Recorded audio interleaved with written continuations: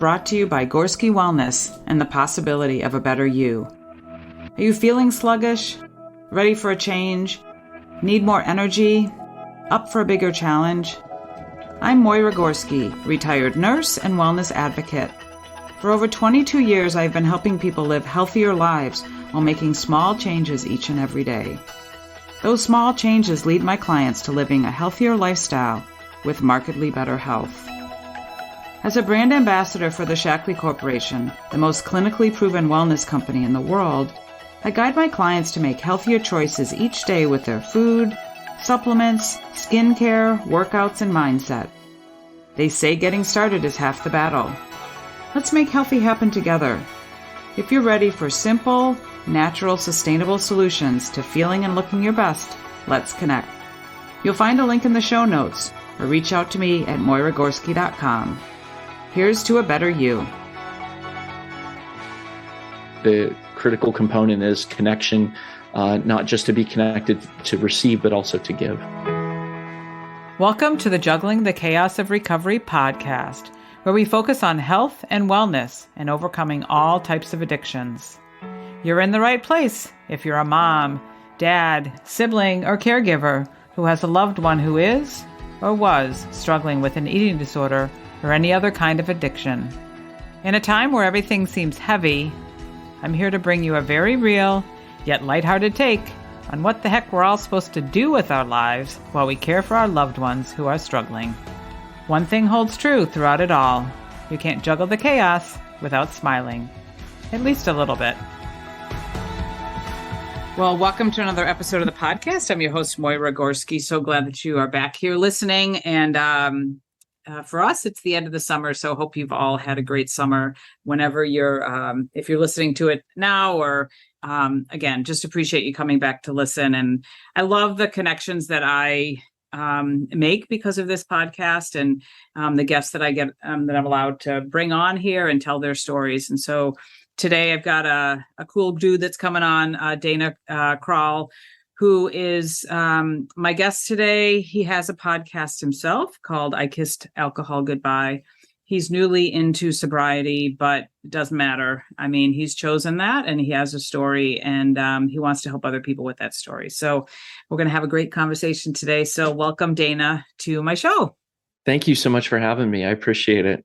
Yeah, you are very welcome. And again, as we talked before, I think there's a lot of cool things that I am interested to learn from you, from your story. And I know if I'm interested, then my audience is also interested. Yeah. So as we always do, let's start with your story, and share the relevant content, the things that you're comfortable with. But, I like to have people kind of share how things kind of evolved to the point that you realize that there was some type of issue or it was impacting your life and things like that. So I know there's a lot of stuff that's back there, but again, share the relevant things, what you're comfortable with, and we'll kind of start there, Dana. Okay. Well, thanks again for the opportunity just to share my story. And I hope that it'll help somebody and most of all, let your audience know if there's that one person out there who feels like they're alone or feels like they're crazy or like they are, the only person who feels a certain way, that maybe something will resonate, and let them know that, no, they're not alone. Because one of the things that I've discovered in the last 6.5 months of sobriety is that I had these unique issues. And the reality is that I'm human and we are all so much more alike than we realize. It just takes making a connection to realize that. But, my story starts here in Central Ohio. I grew up in the Columbus area and born in 1980. So I'm sort of a Gen Xer and sort of a millennial, kind of understand both generations, but grew up in a household with just working income parents. And, neither had gone to college, but I had an opportunity to attend, they made a lot of sacrifices to send me to a college prep school. And I was able to be the first one in my family to go to college, which was a really special thing. So I'm kind of the fulfillment of your 20th century, American dream sort of thing, where my dad worked at the wastewater treatment plant for 26 years after he got home from Vietnam and was able to send his son to college. Unfortunately, my dad died when I was 19 of lung cancer. He had smoked, he was born in the 40s and came of age in the 50s and was smoking by age 12 and just smoked his whole life. And it ended up taking his life when he was 55. And we were best friends. I mean, I was his only son and only child, and just we were super close. And he was so excited that I was getting to go and do something that he didn't get to do. I think he could have done it, but he was kind of like the perennial underachiever, whereas I got like the perennial overachiever gene. I think I got that from my mom, and not picking on her at all. It's just, mom and dad were opposites in a lot of ways. And just like my wife and I are opposites in a lot of ways. And that's a good thing because we balance each other out. But I grew up, kind of not with a pressure that was intentional on their part, but it just created this sort of great expectation sort of experience for me where, I am your classic, perfectionistic, people pleasing, brown nosing student council president, scholar, athlete type of guy who did all the right things and, got all the praise. And the more praise I received, the more I wanted it.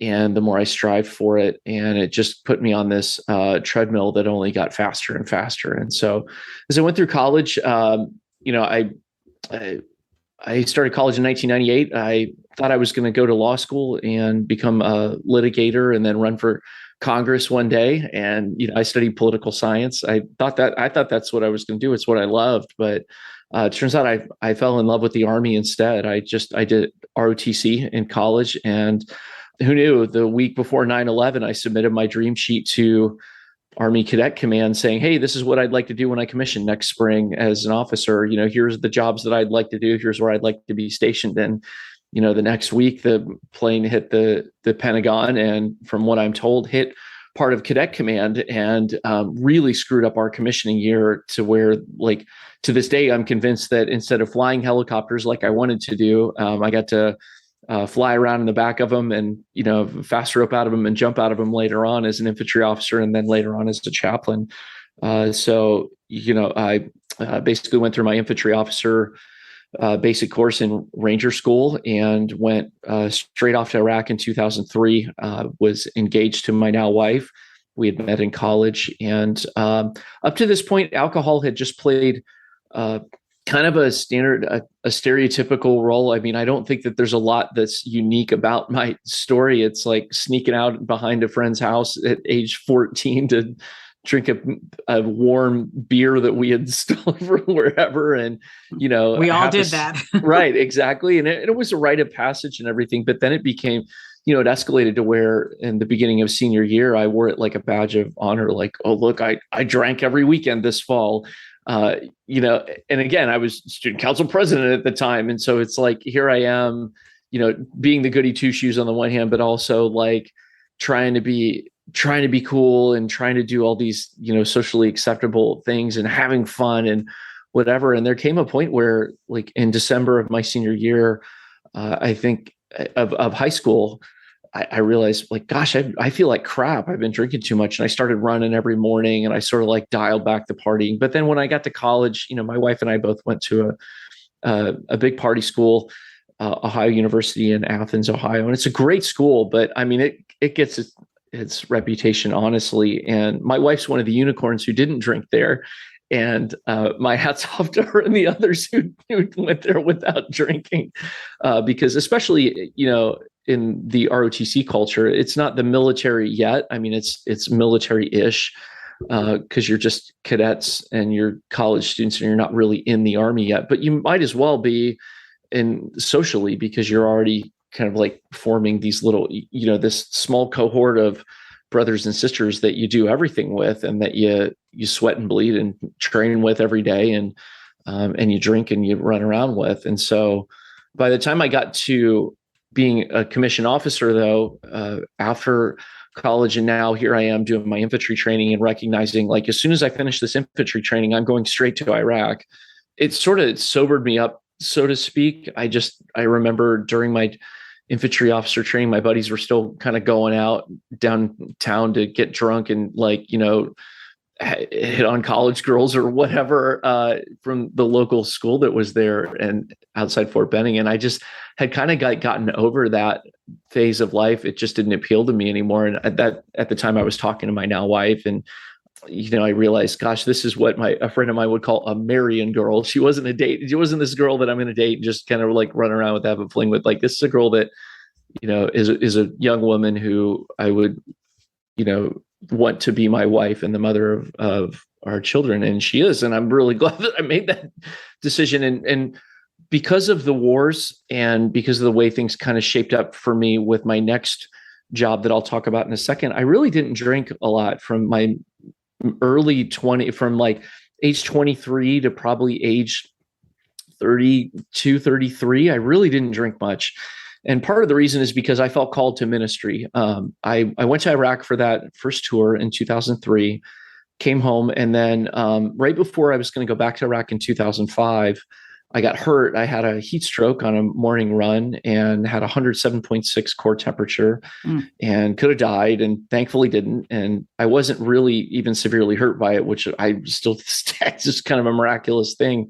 But my unit very wisely did not allow me to go back to Iraq because, once you've had a heat injury, you're more susceptible to having another one. And, why send a guy to Iraq that could die from just having his gear on, let alone, getting a shot at or something. So I was left home, and it was hard. It was harder than being deployed because there's a lot of stigma around being with a rear detachment commander, but it's important work. It's essential work. And I had my commander tell me, like, I can't succeed over here if you don't succeed back there. And, one of the commanders in my unit had said, we follow the tradition that a lot of Native American tribes used, which was you leave your bravest warrior home. And he said, we left our best guy back to serve, to be with you, because we, if we get hurt or killed, or if anything happens at all with our family back home, we want to have someone that we know we can trust to take care of them. So that helped, but still, as a warrior, you want to go be with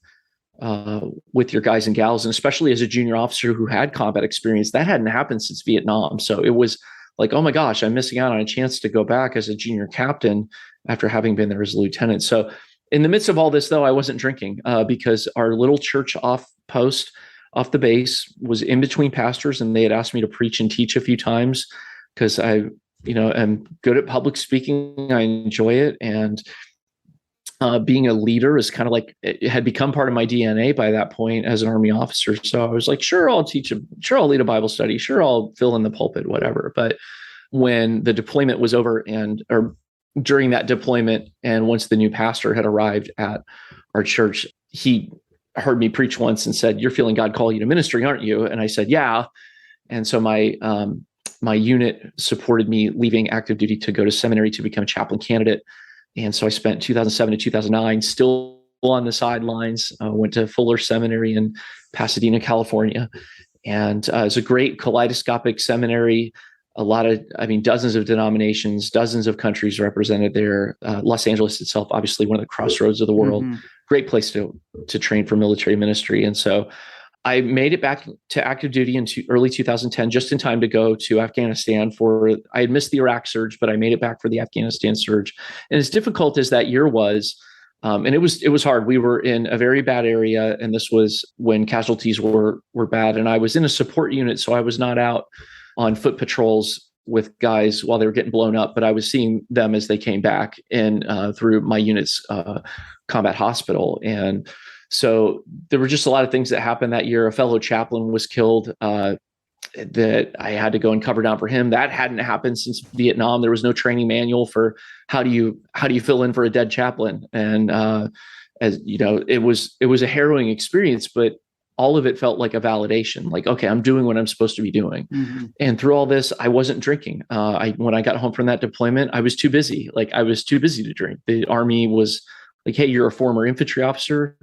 You are airborne ranger qualified. We're going to send you some airborne ranger units to be the chaplain there. So it wasn't until 2013 that I had gotten to my dream assignment, which was in an actual ranger battalion that deploys overseas. I spent a year and a half in the ranger school as a chaplain there to students and instructors where I had been a student almost a decade before. But then while I was there, I was hired to go to 3rd Ranger Battalion, which is a very legendary unit.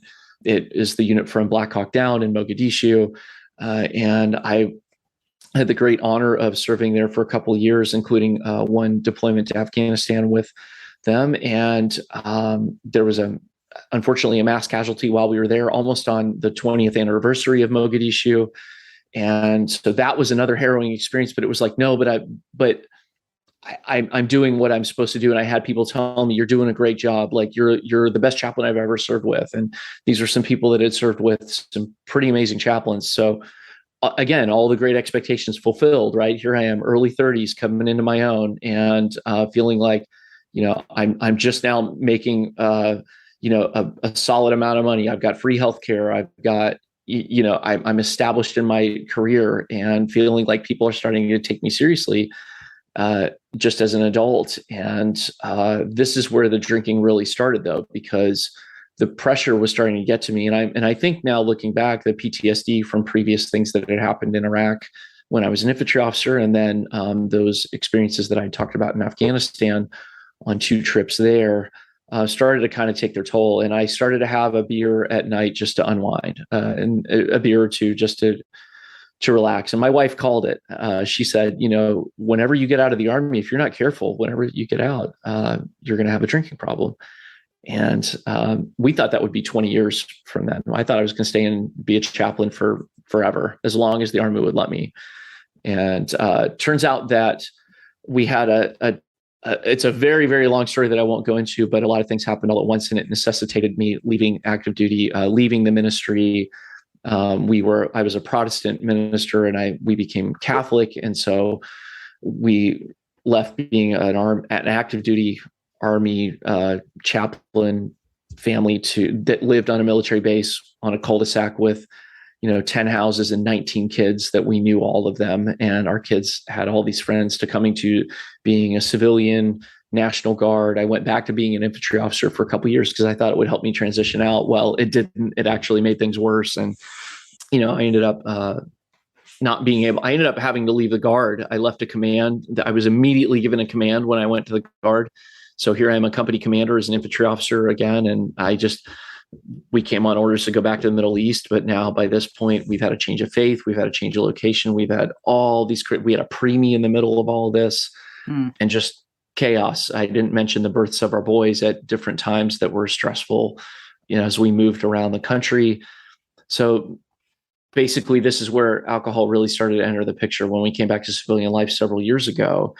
And, a beer or two became 3 or 4, and then it became, 5 or 6 every once in a while. And then, but I kept it under control, right? Like I wasn't getting drunk all the time. And even when I was I wasn't really slurring my speech. It was just a heavy buzz, or it was just I didn't drink in front of the kids, or, I was drinking with family and it's okay. Finding all these reasons to make it okay.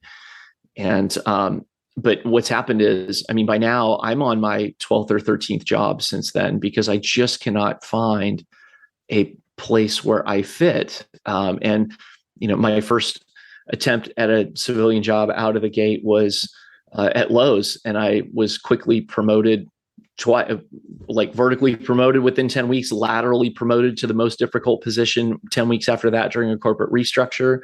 And my nickname on the sales floor among all the associates was Spaz, and rightfully so, because I was waking up in the middle of the night, couldn't go back to sleep because I'm thinking about some lady's fridge.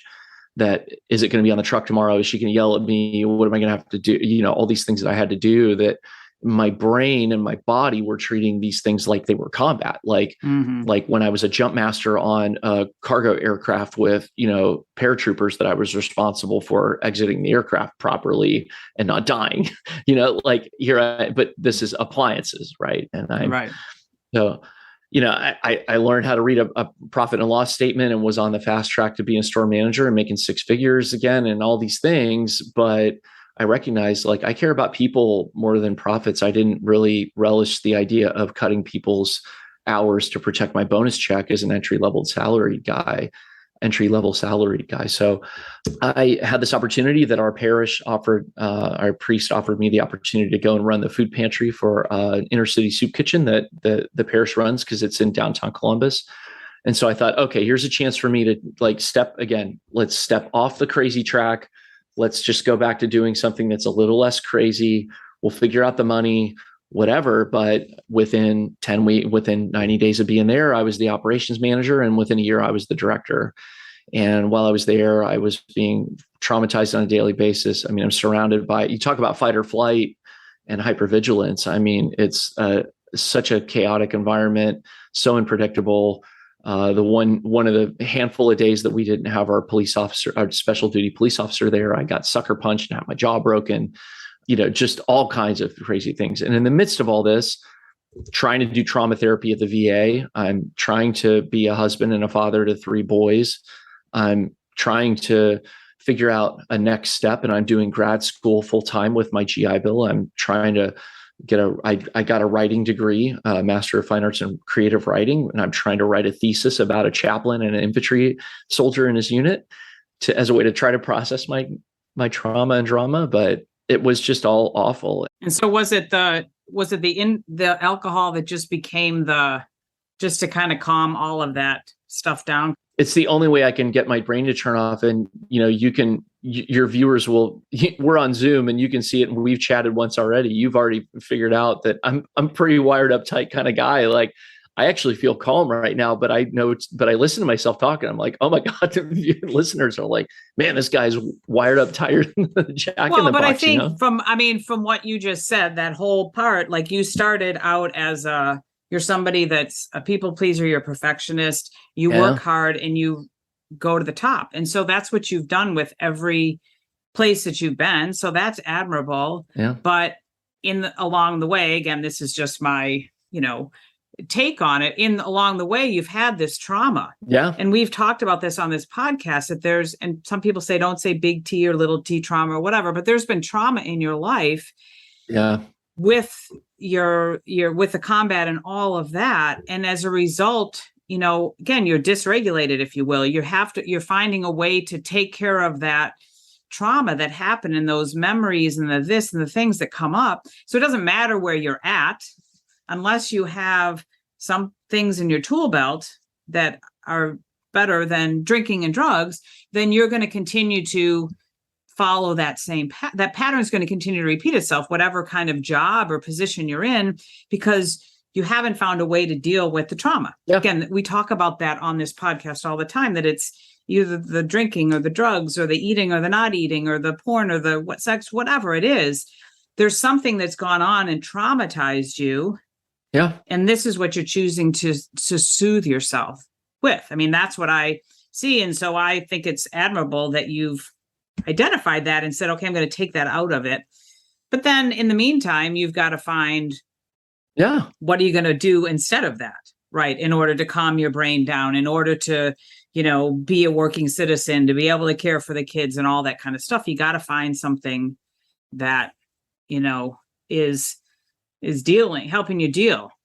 Yeah. And for me, I've had undiagnosed ADHD that it wasn't until a year or two ago with my psychiatrist, I was like, could you screen me for this? And he's like, asked me 2 questions. And he's like, yeah, you're ADHD. I'll prescribe you something.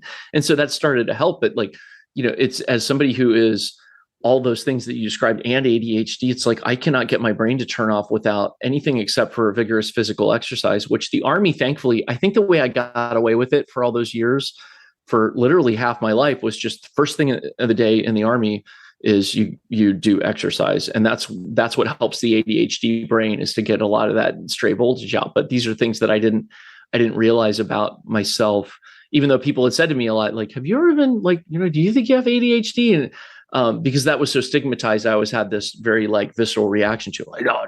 Well, and as an Army officer, you're supposed to be, well, that would mean that I'm, I don't have my shit together, but which is ridiculous. It's not the case, but here I am, somebody who was a chaplain, who was a counselor and a caregiver, and somebody who was trying to teach other people, some of the most high performing people in the military too, at how to not burn the candle at both ends and how to not sacrifice your family on the altar of your career. And yet I was doing all those things myself. And the only way that I found to cope with it was to drink. And here I am now as a nonprofit director for my church and drinking to cope. And now it's like, it's not just a beer or two a night. It's like, I've got to have a few just to calm down. And a lot of nights it just became several. And then, every once in a while it would spike to, I would have a night where I would have 10 or more or whatever. And then, there reached a point where I lost my mental marbles. The church made this decision to close down the soup kitchen because an order of sisters were coming in from a different diocese that's their vocation, is to do that type of ministry. And so this was during COVID now, we're talking spring of 2020. And so just as I had gotten this organization kind of turned around and gotten all these logistical systems fixed and dealt with the barrage of complaints from everyone, the guests, because there were actually rules that I enforced, and the volunteers who had volunteered there for 20 years who expected me to run things a certain way, and I'm the age of their children. And so, trying to establish credibility, I finally got to the place where I got everything turned around. And then the church made the decision to close it down because the building had these maintenance issues and blah, blah, blah. I won't go in too much into that, but it was really a kind of the final blow. And I ended up, like, my last day there, I had this mental break where I was drunk the night before, and at 3 a.m. I made this crazy plan where I booked a plane ticket, a train ticket, a bus ticket, and a rental car, all 4 of them, paid for them, and said, when I leave tomorrow morning, or when I leave tomorrow, at the end of the day, I'm going to pick one and I'm leaving. Because, in the midst of all this, there'd been just massive marital strife and, extended family challenges that have continued to this day, actually to this very day, actually. And like, it's just that's just life, right? This is adult life. We have to learn how to deal with these things without drinking or whatever. But I got to the point where I couldn't deal anymore. And I was like, all I wanted to do was leave. And I had this crazy plan to go off the grid.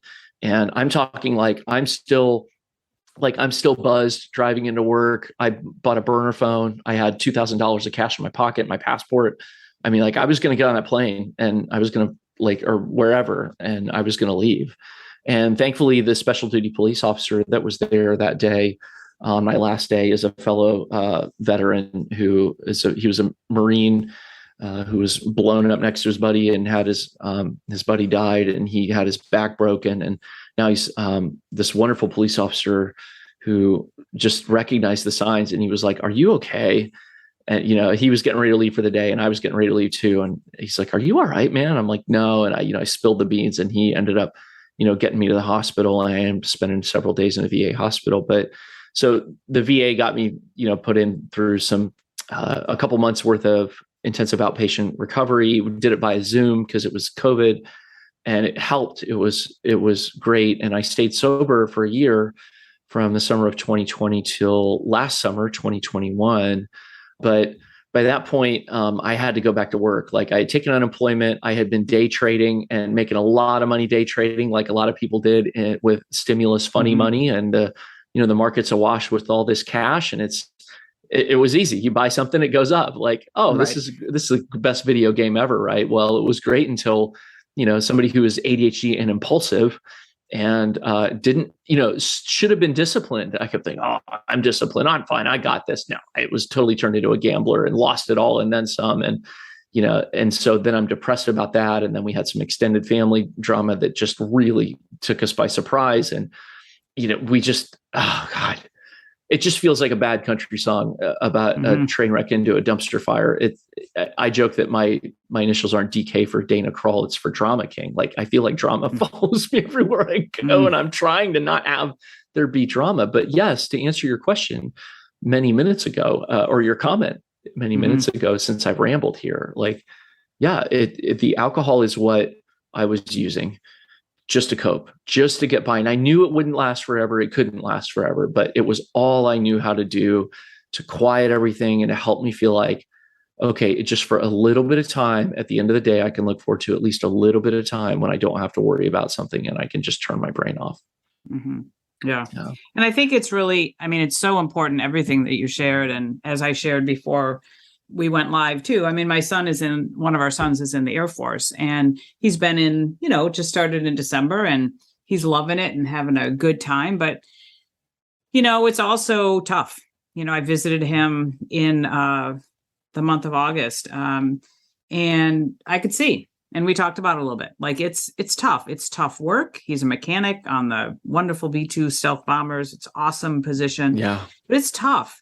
And so, I just have a heart for this. And as I said, I believe that's why you came into my atmosphere here, so that we could talk about this, because I believe there's such a need in that area of the armed forces and the people that serve our country. It is not easy.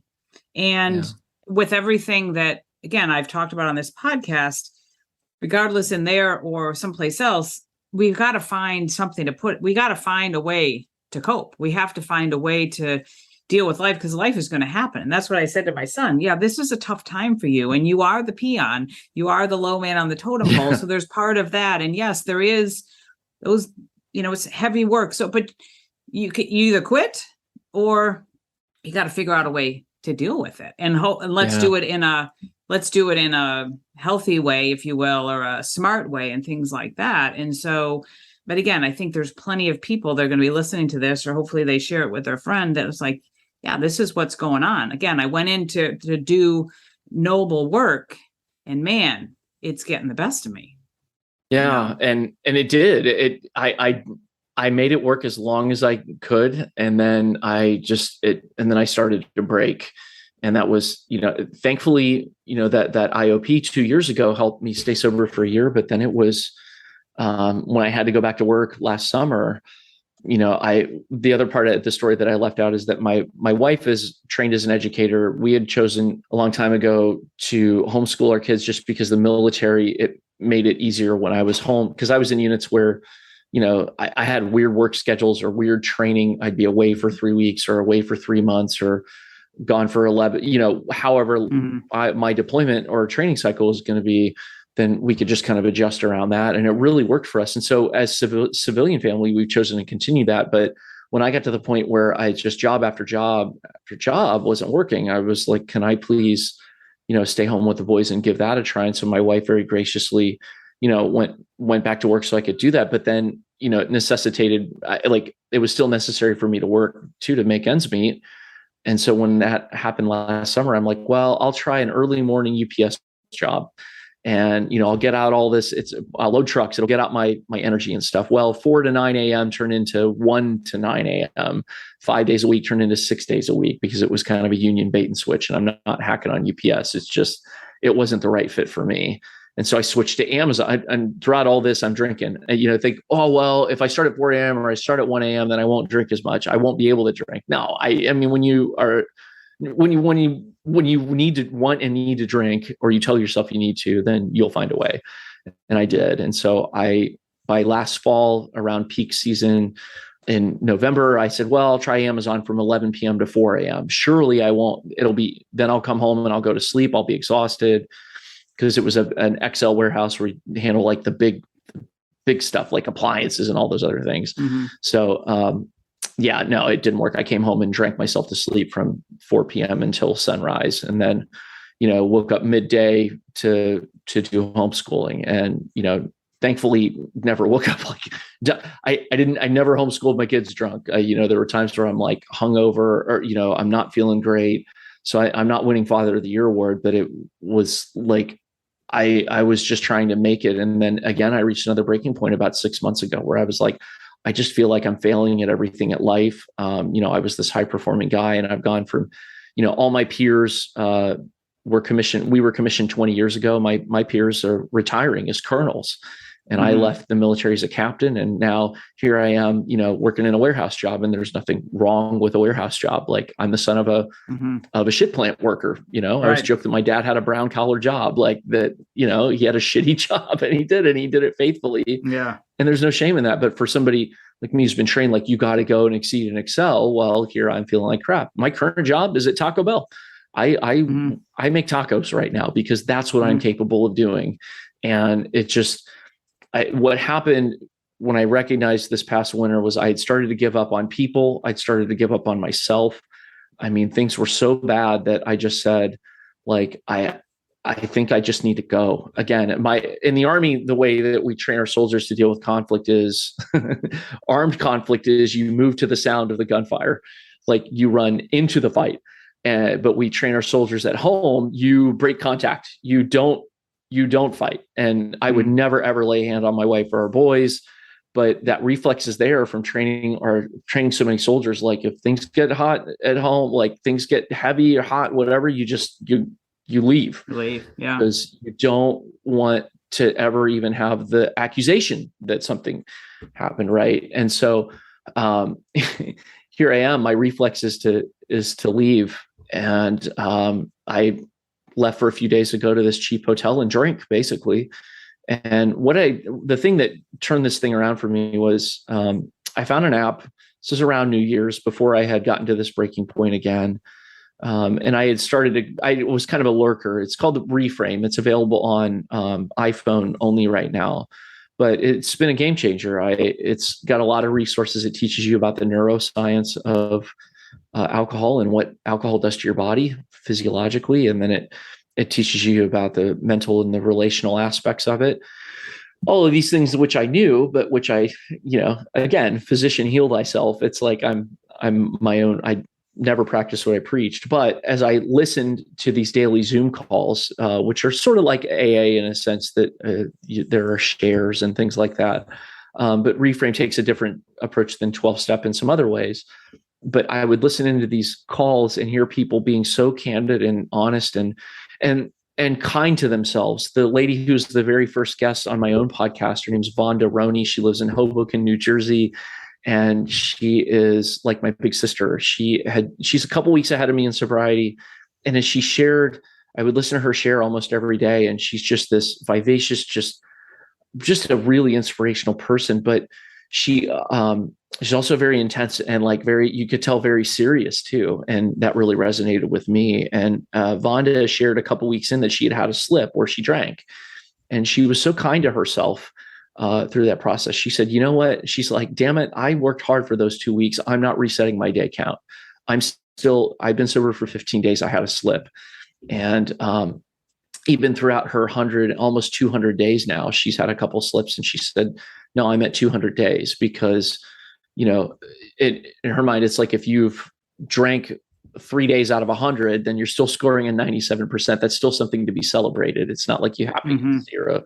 So I was like, that helped remove some pressure for me. It was like, because I'm such an all or nothing kind of guy, that it was like, well, either I stop drinking for good and I can't ever have a drink ever again, or I can't, or I'm just going to say, have a case of the fuckets and just drink whatever I want. Right. There's no in between. Well, I realized that maybe I could give myself some grace to drink for a while and figure out what I wanted and needed to do. And I just kind of told myself, when I'm ready, I'll do it. And there came a point, February 16th, where I'm like alone in a cheap hotel room with, getting drunk.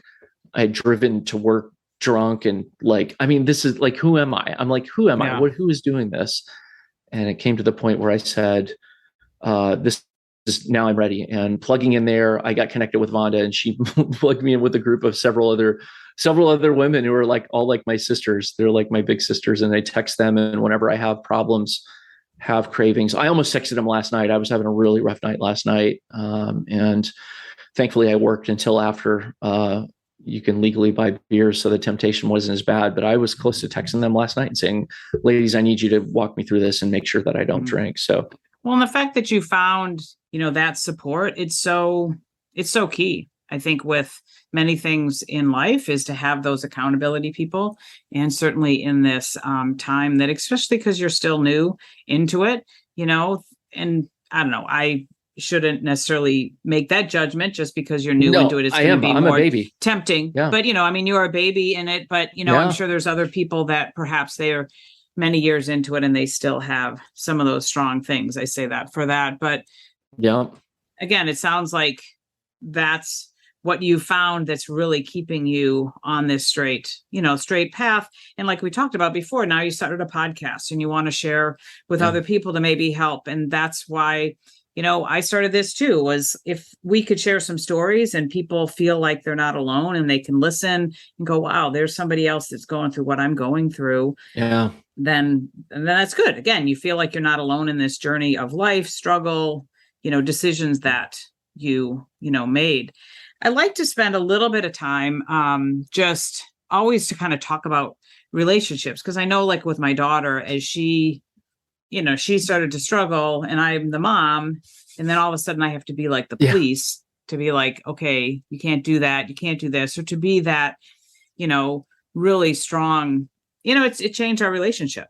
And now she's in a much better place. And so our relationship is different, it's better, but I know that it changes that. So how did that, your wife's stuck with you, your kids are with you. How has that those relationships, is she the one that called you out, or is she your best support, or how are things going in that arena? It has been especially hard on her because, she's trying to hold everything together. She's trying to be, she's trying to take care of our three sons and she worried about me, and I'm trying to hold it together for them, but I'm not doing a great job there. And one of my main concerns both times 2 years ago, I remember telling her, like, I don't want you to feel like you have to be my handler, or like you have to be my mom, and you have to be the police with me. That's not fair to her. And so I tried to self-police, but it didn't really work, and she didn't feel like she could do that, and rightfully so. I don't think it would be fair for me to expect her to do that. But what's happened is that there's just been some extended family issues where the close relationships that I had there have just not been what I thought they were going to be. And so I was trying to lean too heavily on her, and that was, it was too much. And it took me finding a community outside of my biological family.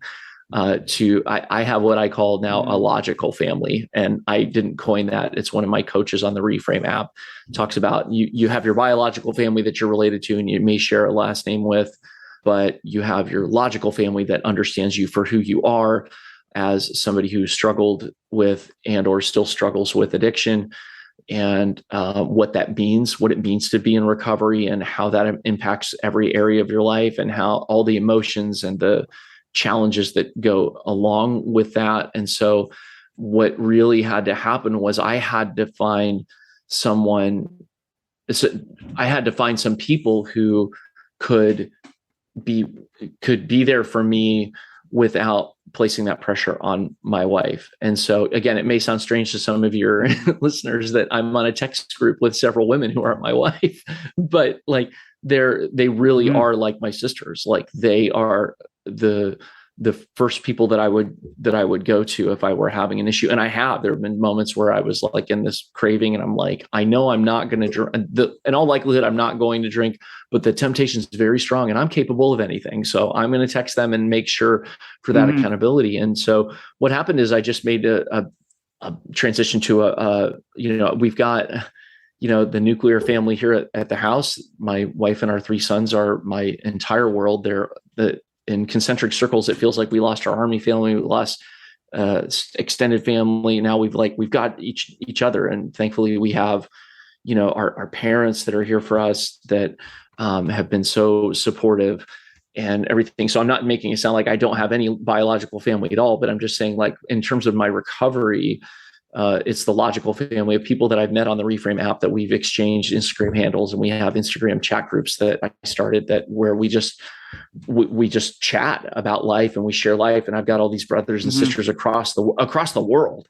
I mean, this isn't just across the US. There's, we've got a friend in Australia. I've got UK friends who, and others. I've made a friend in the Ukraine, who, we've become kind of like podcast peers and encouraging each other. And so like, it's just been such a special thing, but it took me stepping outside of my comfort zone. And here I am, an effusively extroverted, energetic person who is always like, hey, I'll meet you on a plane. Here's my life story. But I had gone into a hole where I was like, I didn't want to be around people, Mm-hmm. and I didn't trust anybody anymore. And it took me stepping back out of that hole with Vonda. Really was, I call her the spark that I needed to stop the madness. That's what I called my first episode of the podcast, Mm-hmm. Vonda Roney, the spark that I needed to stop the madness. And it really has made all the difference to have those brothers and sisters who are there for me unconditionally, all times of day or night, no matter what's going on at home or what's going on outside of home with work or anything else.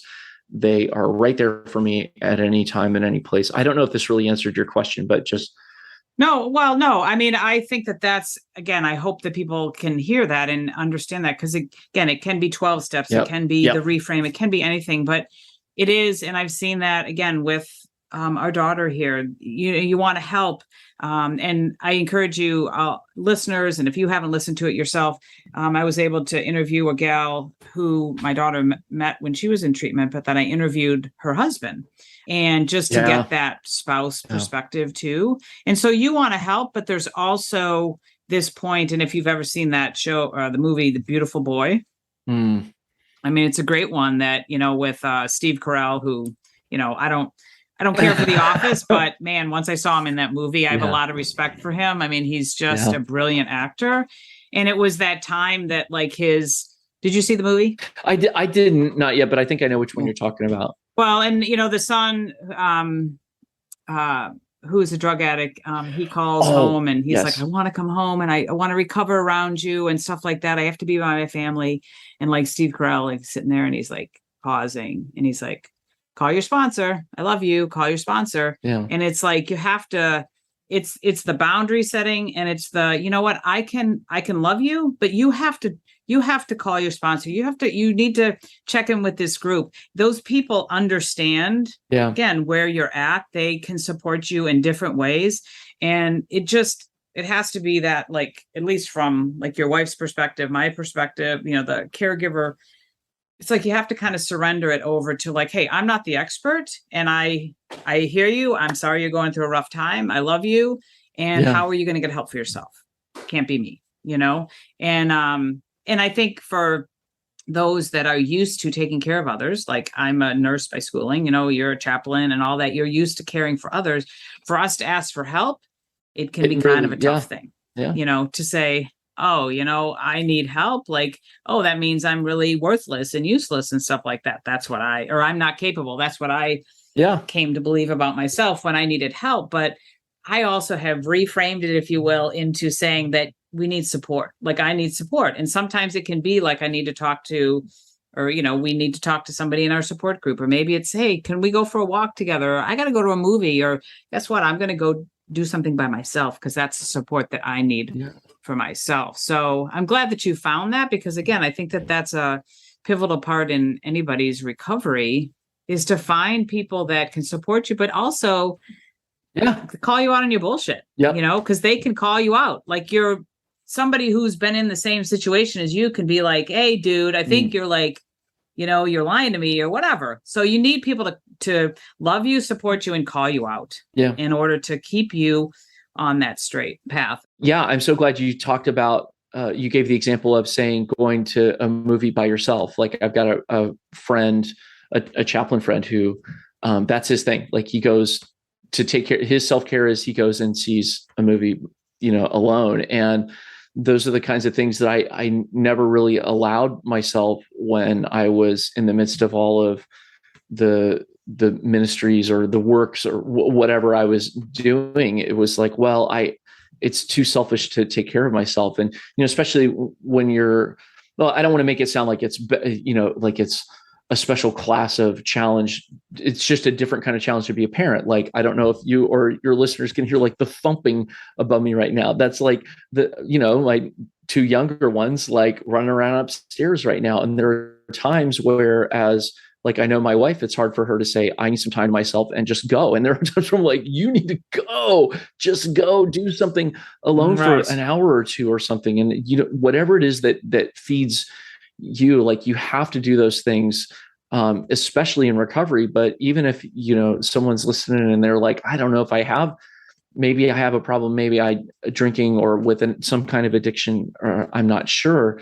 doesn't matter where we're at in life, like we all have to take care of ourselves. And that is actually one of the more selfless things that we can do, is to take care of ourselves so that we can take care of other people, whatever that looks like for you. So I'm so glad that you said that. You don't have to be this extroverted, like you don't have to find your own Vonda, and you don't have to start Instagram chat groups. You don't have to start a podcast like I did. That's just my personality. That was me. Like, I want to have this extra public layer of accountability. And I knew that I had so much shame surrounding some of the things that had happened for me with my military service, that I needed to be able to say those things out loud and start to really work through them.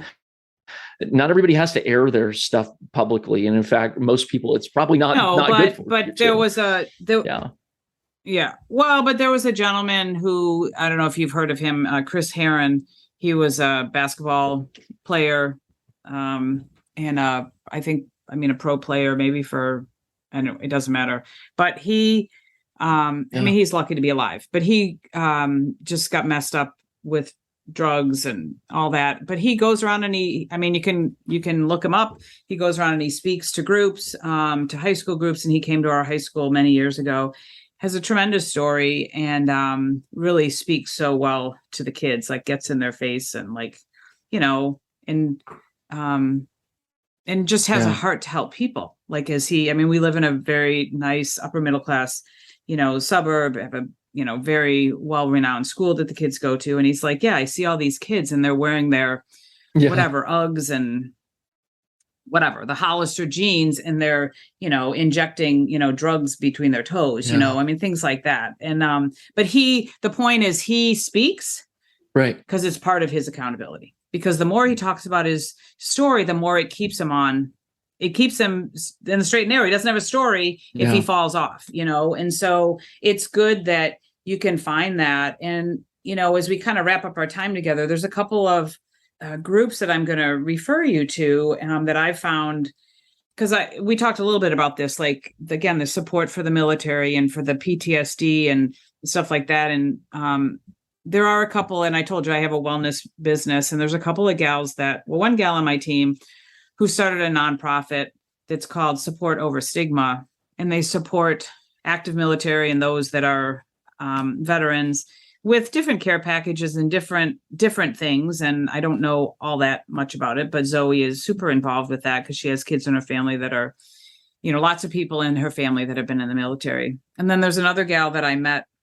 She's a friend of my sister's, and she started a nonprofit too. I don't know so much about that, but I'll give you the name once I find it again. But it's about providing a holistic place for healing, for wellness for the veterans. And I feel like, I know you're new into this, and we talked a little bit about like trying to serve that military population, and you're not really there yet. And again, you're still kind of, on your path here, but I just feel like there's a big need out there I'm sure there's more than one person that's gone through something very similar to you and is then out like floundering and trying to find their way and having these issues. And I love the fact that you're getting a dog to help you, with emotional support dog. I think that's great. Like, we need to find ways to help ourselves, but then find ways to help other people by sharing that, or be parts of organizations or things like that. No, 100%. And I think that, on my